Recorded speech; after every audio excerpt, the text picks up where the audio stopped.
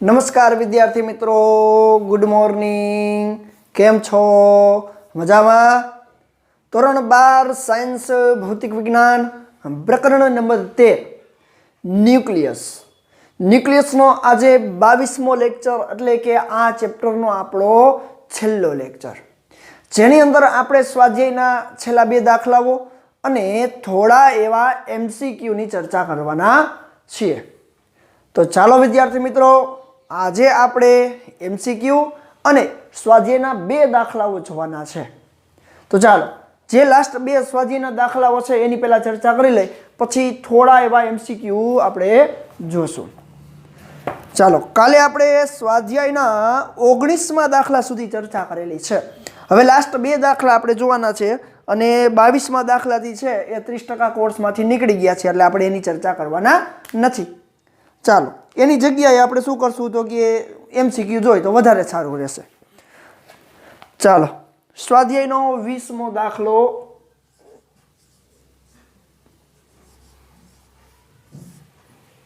શું કહે છે? જો 2 ડ્યુટેરોનના સન્મુખ સંઘાત માટે સ્થિતિસ્થાપક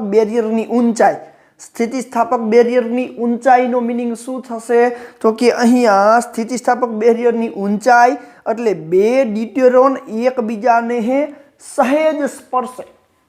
2 ડ્યુટેરોનનો સન્મુખ ત્યાર સંઘાતનો મીનિંગ, ધારો કે એક ડ્યુટેરોન છે H12 અહીંયા લખું છું, અને બીજો ડ્યુટેરોન એકબીજાને સ્પર્શે H12, સન્મુખ ત્યાર સંઘાતની વાત છે, એટલે કે બંનેની સ્થિતિમાન બેરિયરની ઊંચાઈની વાત।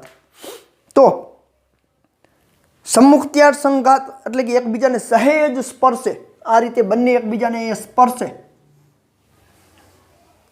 ત્યારે તેમની વચ્ચેનું કુલંબીય અપાકર્ષણ બળ દ્વારા અપાય છે। તો તેમને 2 ફર્મી એટલે કે ફેમ્ટોમીટરની ત્રિજ્યાના સખત ગોળા ગણી શકાય તેમ ધારો તો આપણે એની સ્થિતિમાન બેરિયરની ઊંચાઈ શોધવાની છે। હાલો, 2 ડ્યુટેરોન એટલે કે એની પાસે એક પ્રોટોન આવેલા હોય। તો ડ્યુટેરોન એ હાઇડ્રોજનનો સમસ્થાનિક છે, એ આપને ખબર છે। તો ડ્યુટેરોનના ન્યુક્લિયસની ત્રિજ્યા આપણે આપી છે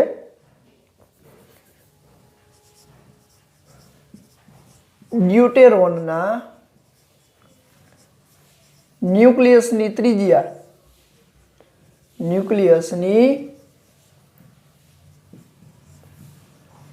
ત્રિજ્યા R બરાબર 2 ફર્મી એટલે 2 × 10⁻15 મીટર।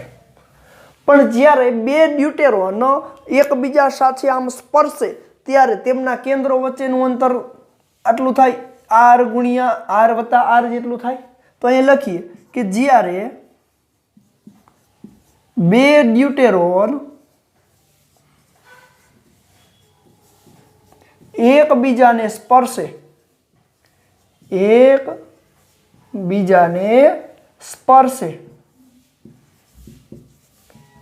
ત્યારે તેમના કેન્દ્રો વચ્ચેનું અંતર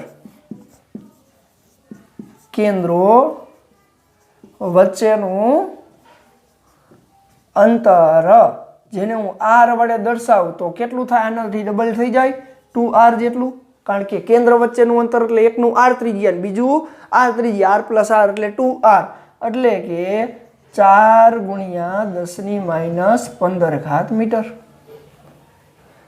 હવે સ્થિતિમાન બેરિયરની ઊંચાઈ એટલે કે બંને એકબીજાને આમ જસ્ટ સ્પર્શે એ દરમિયાન એ બીજામાં સંગ્રહ પામતી સ્થિતિ ઊર્જા જેટલું થાય। તો અહીંયા બંને પાસે વિદ્યુતભાર પ્રોટોન પરના વિદ્યુતભાર જેટલો જ હશે। તો અહીંયા જ્યારે સન્મુખ ત્યાર સંઘાત અનુભવે, બંને ડ્યુટેરોન સંઘાત અનુભવે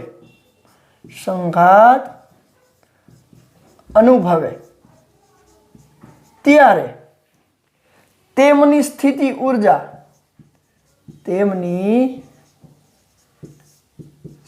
ઊર્જા હાલો સ્થિતિ ઉર્જાનું સૂત્ર આપને ખબર છે U is equal to K Q1 Q2 upon R.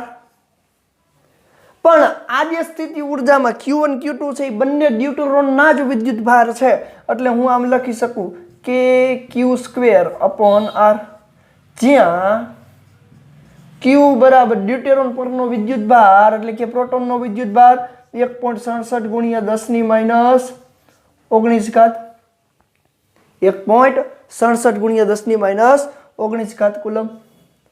તો કિંમતો મૂકીએ તો સ્થિતિ ઉર્જા U બરાબર K એટલે 9 ગુણ્યા 10 ની 9 ઘાત ગુણ્યા Q² એટલે 1.67 ગુણ્યા 10 ની માઇનસ 19 ઘાત એનો વર્ગ ના છેદમાં R એટલે 4 ગુણ્યા 10 ની માઇનસ 15 ઘાત.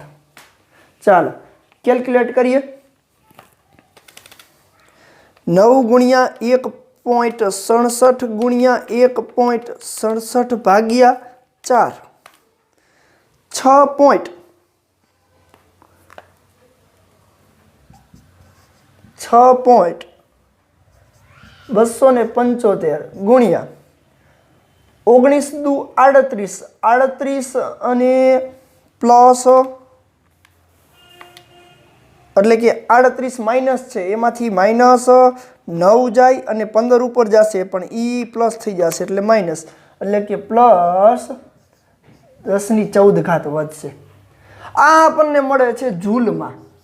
એને હું ઇલેક્ટ્રોન વોલ્ટમાં કન્વર્ટ કરવા છે તો U ઇઝ ઇક્વલ ટુ 6.275 ગુણ્યા 10 ની 14 ઘાત ભાગ્યા 1.6 ગુણ્યા 10 ની માઇનસ 19 ઘાત ઇલેક્ટ્રોન વોલ્ટ.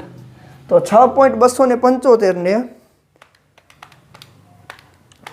1.6 વડે ભાગું તો મળે છે 3.92 ગુણ્યા 19 ઘાત ઉપર જાય 19 ઘાત 1 જ મિનિટ 15 ને 9 એટલે અહીંયા માઇનસ 14 ઘાત આવશે. હાલો 19 ઘાત ઉપર જાય એટલે શું થશે પ્લસ થઈ જાય 19 માંથી 14 ઘાત જાય એટલે 10 ની 5 ઘાત.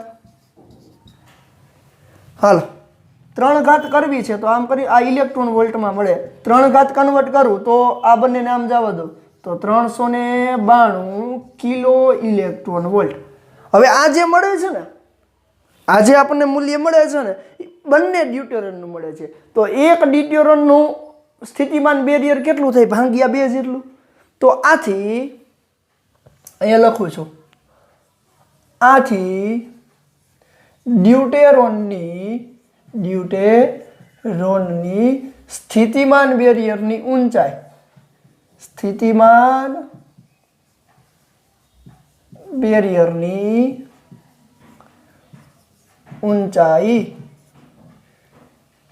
H કયો તોય ભલે અને સ્થિતિ ઉર્જા કયો તોય ભલે 392 ભાગ્યા 2 કિલો ઇલેક્ટ્રોન વોલ્ટ 392 ભાગ્યા 2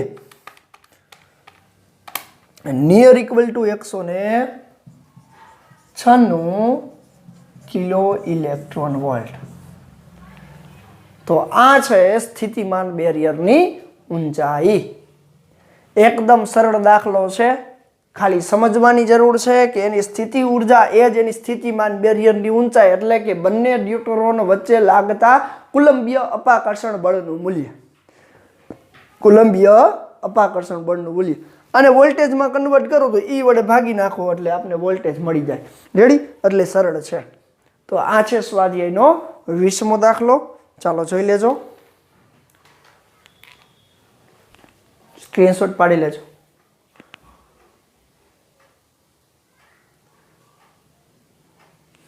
ચાલો 21મો દાખલો.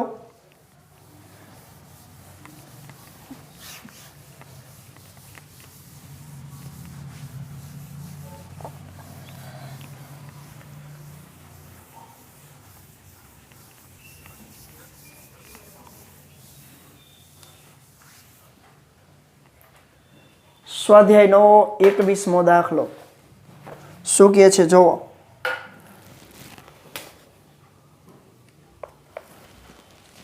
R is equal to R0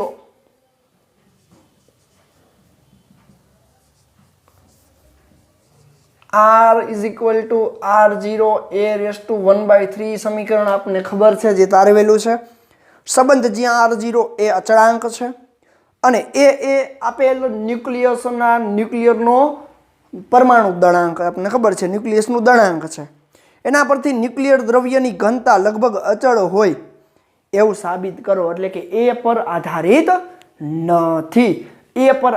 નથી એવું સાબિત કરવાનું છે ચાલો હવે આપણે ધારી લઈએ ધારો કે ન્યુક્લિયસનું કુલ દળ ધારો કે ન્યુક્લિયસનું કુલ દળ m જેટલું છે તો ઈ દળ એના પરમાણુ દળાંક ના ઘટક કણોના દળના ગુણાકાર જેટલું હોય માટે કુલ દળ m બરાબર સ્મોલ m ઇન્ટુ a જેટલું હોય સ્મોલ m શું દર્શાવે છે સ્મોલ m કેનું દળ દર્શાવે પ્રોટોનનું ઘટક કણના ન્યુક્લિયસનું દળ જે 1 યુનિટ જેટલું એટલે 1.67 ગુણ્યા 10⁻27 જેટલું છે તો અહીંયા લખી નાખો કે જ્યાં સ્મોલ m બરાબર ઘટક કણ એટલે કે પ્રોટોનનું દળ ચાલો હવે ન્યુક્લિયસની ઘનતા સાથે પહેલા એના કદની વાત કરીએ તો હાલો ન્યુક્લિયસનું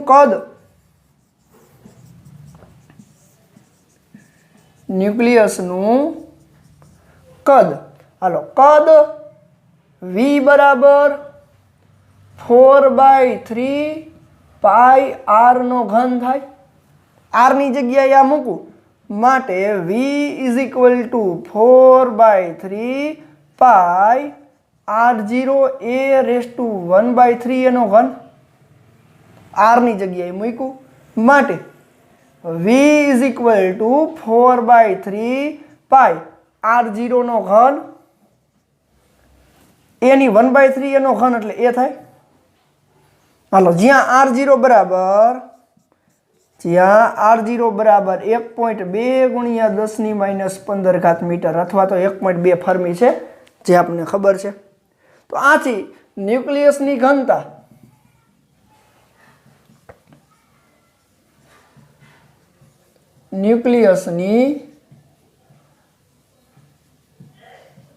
ઘનતા રો ઇઝ ઇક્વલ ટુ દળના છેદમાં કદ દળ એટલે m એટલે ma ના છેદમાં કદ એટલે 4/3 પાઈ r0 નો ઘન ઇન્ટુ a હાલો એ ઉડી જાય તો પરમાણુ દળાંક પર આધારિત નથી તો કેટલી ન્યુક્લિયસ ઘનતા મળશે તો કે રો ઇઝ ઇક્વલ ટુ 3 ઉપર જાય તો 3 ઇન્ટુ m છેદમાં 4 ગુણ્યા પાઈ ગુણ્યા r0 નો ઘન હાલો કિંમત મૂકીએ તો 3 ગુણ્યા 1.67 ગુણ્યા 10⁻27 છેદમાં 4 ગુણ્યા 3.14 ગુણ્યા r0 નો ઘન એટલે 1.2 ગુણ્યા 10⁻15 નો ઘન ચાલો કેલ્ક્યુલેશન કરો જોઈ તમને એની ઘનતા અચળ મળે છે એ 3 ગુણ્યા 1.67 ભાગ્યા 4 ભાગ્યા 3.14 ભાગ્યા 1.2 ભાગ્યા 1.2 3 વાર તો ઘનતા રો ઇઝ ઇક્વલ ટુ 0.230 ગુણ્યા 15 તરી 45 ઉપર જાય એટલે +45 માંથી 27 જાય એટલે 10⁻18 તો રો ઇઝ ઇક્વલ ટુ 2.3 ગુણ્યા 10 ની પ્લસ થશે ને હા +17 કિલોગ્રામ પર મીટર ક્યુબ અને યાદ કરો થિયરીમાં આટલી જ મળી હતી 2.3 ગુણ્યા 10⁻17 કિલોગ્રામ પર મીટર ક્યુબ એટલે કે એ પરમાણુ દળાંક પર આધારિત નથી એટલે કે અચળ છે ચાલો છેલ્લો દાખલો છે, જોઈ લેજો, સ્ક્રીનશોટ પાડી લેજો.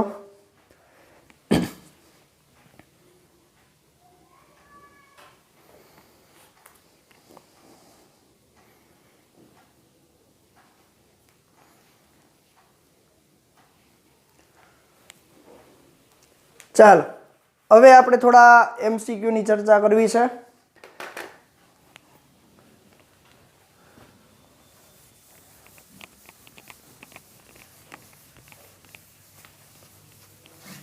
પછી આપણે આ ચેપ્ટરને પૂર્ણ વિરામ આપશું અને એના પછીનું નેક્સ્ટ ચેપ્ટર આપણે ચાલુ કરશું.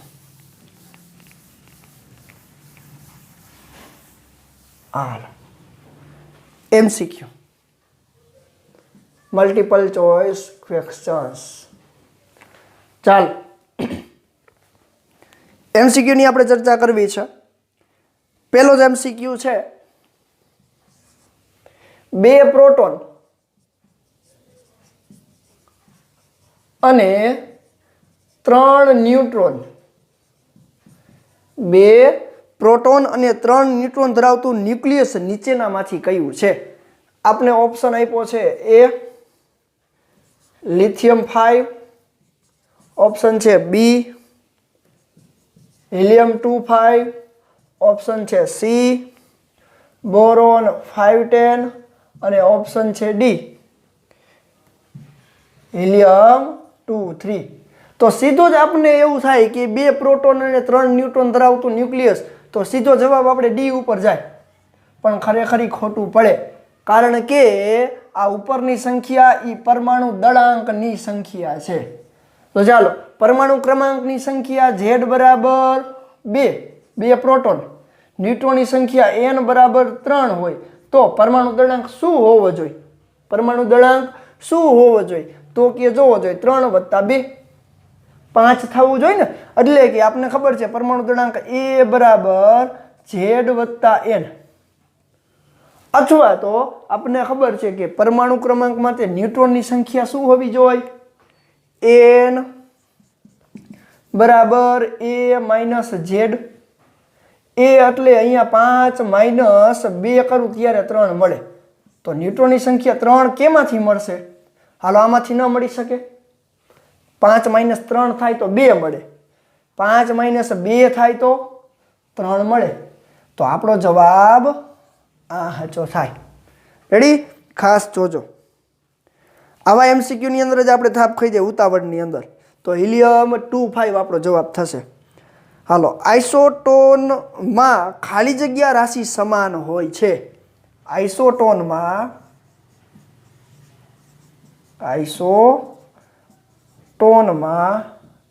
ખાલી જગ્યા સમાન હોય છે. યાદ કરો વ્યાખ્યા. ઓપ્શન બોલું છું. A પ્રોટોનની સંખ્યા સમાન હોય, બી ન્યુટ્રોનની સંખ્યા સમાન હોય, સી ન્યુક્લિયોનની સંખ્યા, ન્યુક્લિયોન એટલે પ્રોટોન ન્યુટ્રોન બે સમાન હોય, અને આપેલ તમામ. તો આઇસોટોન એટલે શું? તો કે જેમના ન્યુટ્રોનની સંખ્યા સમાન હોય, જેમાં ન્યુટ્રોનની સંખ્યા સમાન હોય પરંતુ આપેલ પરમાણુ ક્રમાંક અને પરમાણુ દળાંક અલગ અલગ હોય, એને આપણે શું કીધું હતું? એકબીજાના આઇસોટોન. તો અહીંયા ન્યુટ્રોનની સંખ્યા સમાન હોય. શું હોય? ન્યુટ્રોનની સંખ્યા સમાન હોય. ચાલો, સોનાના સમસ્થાનિકોની સંખ્યા નીચેનામાંથી કેટલી છે? જો આ આપણે ટેક્સ્ટ બુકમાં ક્યાં આપ્યું નથી. સોનાના સમસ્થાનિકોની સંખ્યા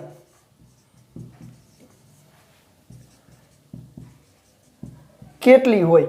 તો સોનાનું પરમાણુ દળાંકના સમસ્થાનિકોની સંખ્યા ચાલુ થાય છે A બરાબર 173 થી A બરાબર 204 સુધી છે. કેટલા? A બરાબર 173 થી 204 સુધી. એટલે કે પરમાણુ ક્રમાંક માટે સમસ્થાનિકોની સંખ્યા આશરે 32 જેટલી છે. કેટલી? સોના પાસે 32 જેટલા સમસ્થાનિક છે. કેટલા? 32. એટલે ખાસ યાદ રાખજો, સોનાના સમસ્થાનિકોની સંખ્યા 32 જેટલી છે. ચાલો, એના પછી ચોથો MCQ છે 27 પરમાણુ દળાંક વાળા ન્યુક્લિયસની ત્રિજ્યા આપણને આપી છે. પરમાણુ દળાંક A બરાબર 27 અને એની ત્રિજ્યા આપણને આપી છે. હાલો એને A1 કહી દઉં કારણ કે બીજું સામે છે. અને ત્રિજ્યા R1 બરાબર 3 × 10 - 15 મીટર છે. ખાસ રકમ જોજો, 27 પરમાણુ દળાંક વાળા ન્યુક્લિયસની ત્રિજ્યા લગભગ 3 × 10 - 15 મીટર છે. તો 125 પરમાણુ દળાંક વાળા એટલે કે A2 બરાબર 128 પરમાણુ દળાંક વાળા ન્યુક્લિયસની ત્રિજ્યા કેટલી થાય? ચાલો આવા દાખલાની અંદર આપણે સૂત્ર ખબર છે, R બરાબર R0 a⁻1/3 છે. ચાલો પેલા માટે લખું તો શું થાય? R1 બરાબર R0 a1/1/3. બીજા માટે લખું તો R2 બરાબર R0 a2/1/3. બંનેનો ગુણોત્તર લઈ લ્યો. જોઈ છે શું R2? તો R2 ના છેદમાં R1 લખાય ને, અહીંયા લખું છું R2 ના છેદમાં R1. R2 માં R0 ઉડી જાય, શું થાય? A2 ના છેદમાં A1 એની 1/3. તો R2 બરાબર R1 ગુણ્યા A2 ના છેદમાં A1 એની 1/3. કિંમત બધી આપણે આપી દીધી છે. A1 આપ્યો છે, A2 આપ્યો છે. તો તમને શીખડાવેલું જ છે. R1 કેટલું છે? 3 × 10 - 15 128 ભાગ્યા 27 એની 1/3. આની 1/3 કરતાં પણ તમને શીખડાવી દીધું છે. કિંમત મેળવી લ્યો એટલે આવી જશે. હાલો 1/3 ઘનમૂળ કેવી રીતે કઢાય? સંખ્યા એક વાર વર્ગમૂળ ગુણ્યા 2 વાર વર્ગમૂળ ગુણ્યા 4 વાર વર્ગમૂળ ગુણ્યા 8 વાર વર્ગમૂળ ગુણ્યા 1 વાર વર્ગમૂળ. એટલે તમને આનું શું મળી જાય? ઘનમૂળ મળી જાય. અને એની આરે ગુણી દો એટલે R2 તમને મળી જશે. રેડી? એકદમ સિમ્પલ છે. એટલે તમને એની બીજા ન્યુક્લિયસની શું મળી જાય? ત્રિજ્યા તમને મળી જાય. ચાલો એના પછી નેક્સ્ટ MCQ ની વાત કરીએ. આ ખાસ કેલ્ક્યુલેશન પૂરી કરી લેજો, સરળ છે, દાખલામાં આવી ગઈ છે એટલા માટે અત્યારે મેં અધૂરી મૂકી દીધી છે. ચાલો નેક્સ્ટ MCQ. એક ઇલેક્ટ્રોન અને એક પોઝિટ્રોનના સંયોજનથી ઉત્સર્જિત ઉર્જા કેટલી થાય? એક ઇલેક્ટ્રોન અને એક પોઝિટ્રોન ના સંયોજનથી ઉત્સર્જિત ઉર્જા બરાબર કેટલી? હાલો એક ઇલેક્ટ્રોન અને એક પોઝિટ્રોનના સંયોજનથી ઉત્સર્જિત ઉર્જા કેટલી થાય? હાલો તો એના માટેનું આપણે શું લખવું પડશે? પ્રક્રિયા લખવી પડે. હાલો એ પ્રક્રિયાની અંદર શું લખી શકાય? હાલો એક ઇલેક્ટ્રોન એટલે -1 0 પ્લસ એક પોઝિટ્રોન એટલે +1 0 એટલે કે E0 0 થાય. તો આ પ્રક્રિયાની અંદર બંનેને સંયોજિતથી ઉત્સર્જિત ઉર્જાની વાત કરીએ તો હું આમ લખવું પડે કે મારે માસ ઓફ ઇલેક્ટ્રોન વત્તા માસ ઓફ ઇલેક્ટ્રોન, બંને ઇલેક્ટ્રોન જ છે એટલે કે એનું દળ આપણે લખવું પડશે. એટલે કે આ જે પ્રક્રિયા આપણે લખી છે એ પ્રક્રિયાની અંદર ડેલ્ટા M બરાબર આપણે શું લખી શકીએ? +0 છે ને, is equal to delta M. તો દળ ક્ષતિ મળી જાય. માટે ડેલ્ટા M બરાબર 2 માસ of electron, 2 mass of electron એટલે કે ડેલ્ટા M બરાબર 2 ગુણ્યા, હાલો માસ ઓફ ઇલેક્ટ્રોન, ઇલેક્ટ્રોનનું દળ કેટલું છે? 9.1 × 10 - 31 જેટલું આપણે લઈ છે ને, 9.1 × 10 - 31. હાલો તો E બરાબર ડેલ્ટા MC² પ્રમાણે, ડેલ્ટા M એટલે 2 ગુણ્યા 9.1 ગુણ્યા 10 - 31. હાલો C² એટલે જૂલ સ્ક્વેર એટલે 3 ગુણ્યા 10 નો વર્ગ થાય, 3 ગુણ્યા 10 એનો વર્ગ. હાલો કેલ્ક્યુલેશન પૂરી કરો, જવાબ તમને શેમાં મળે?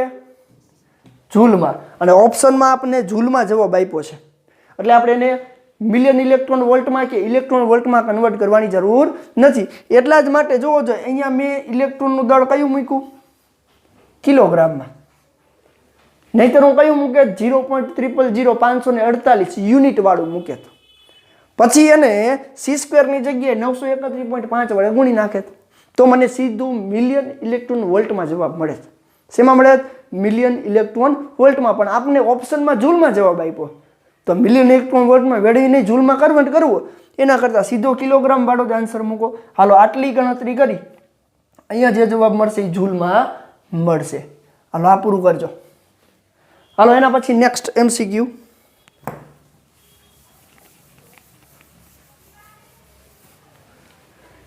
સિક્સ 1.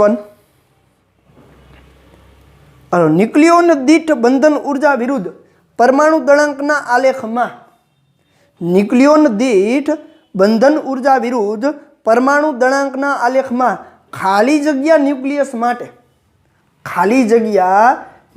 માટે ન્યુક્લિયોન દીઠ બંધન ઉર્જાનું મૂલ્ય નાનું હોય છે. તો આપને ઓલો ગ્રાફ સીધો મગજમાં આવવો જોઈએ. ન્યુક્લિયોન દીઠ બંધન ઉર્જા વિરુદ્ધ પરમાણુ દળાંકનો ગ્રાફ અહીંયાથી આમ જતા હતા ને પછી આમ. તો પ્રશ્ન આપણે શું પૂછ્યો? આટલામાં અચળ હતું. ન્યુક્લિયોન દીઠ બંધન ઉર્જા આટલામાં અચળ છે. તો અહીંયાથી અને અહીંયાથી તો ઓપ્શન જો આપને આપ્યા છે કે માત્ર A ઇઝ લેસ ધેન 30 માટે બંધન ઉર્જાનું મૂલ્ય નાનું છે, A ઇઝ ગ્રેટર ધેન 170 માટે, A ઇઝ 56 માટે અને A 30 કરતાં ઓછા અને 170 કરતાં વધારે. તો આપણો ઓપ્શન શું સાચો થાય? 30 કરતાં ઓછા અને 170 કરતાં વધારે પરમાણુ દળાંકો હોય એવાના ન્યુક્લિયોન દીઠ બંધન ઉર્જા નાની છે. જો મોટીની વાત કરીએ અથવા અચળની વાત કરીએ તો અચળ કેની વચ્ચે છે? 30 કરતાં વધારે અને 170 કરતાં ઓછા હોય એવા પરમાણુ દળાંક ધરાવતા હોય એવા ન્યુક્લિયસની ન્યુક્લિયોન દીઠ બંધન ઉર્જા લગભગ અચળ છે. આ ગ્રાફ આપના સીધા મગજમાં આવી જવો જોઈએ.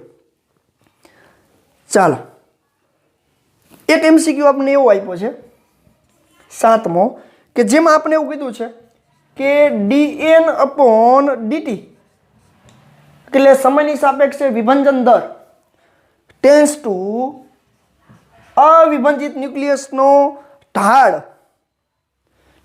ઢાળ કેવો મળે, એટલે કે લેમડાના કેવા પ્રમાણમાં મળે. આપણે ઓપ્શન આપ્યો છે A lambda, B lambda into dt, C 1 lambda અને D minus lambda.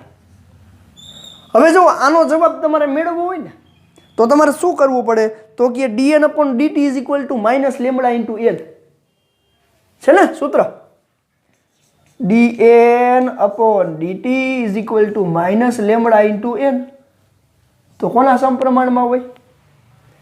dN/dt tense two N માં માઇનસ લેમડાના સમપ્રમાણમાં હશે.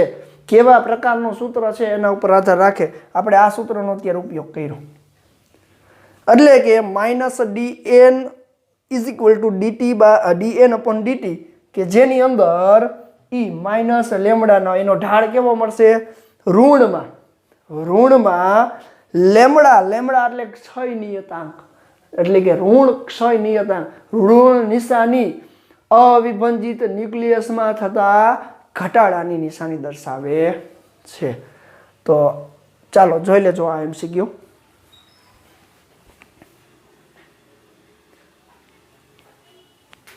ચાલો બાકીના MCQ ની PDF છે એ હું તમને ગ્રુપની અંદર મોકલી દઈશ, જેની અંદરથી તમારે બાકીના બધા MCQ તમારે સોલ્વ કરવાના છે.